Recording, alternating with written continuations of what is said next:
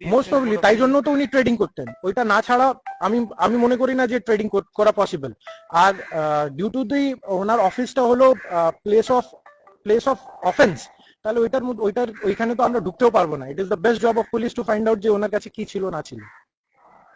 আপনার নাম? অ্যাডভোকেট সৈয়দ রেহান।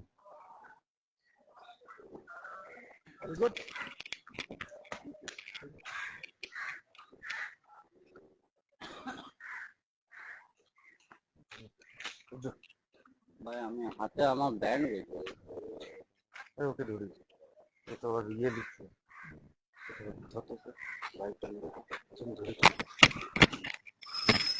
এই মুহূর্তে আমি রয়েছি আসানসোল জেলা আদালতে, এবং জেলা আদালতে এতক্ষণ আপনারা শুনছিলেন যে তহসিন আহমেদ, যাকে 350 কোটি টাকার যে ফ্রড, সেই ফ্রডে যেটা রেলপার আসানসোলে বিগত 2-3 দিন ধরে রাজ্য জুড়ে চাপানোতর চলছে। রাজ্য জুড়ে বিভিন্ন জায়গায় রোড ব্লক করা হয়েছিল বিজেপি এবং কংগ্রেসের পক্ষ থেকেও।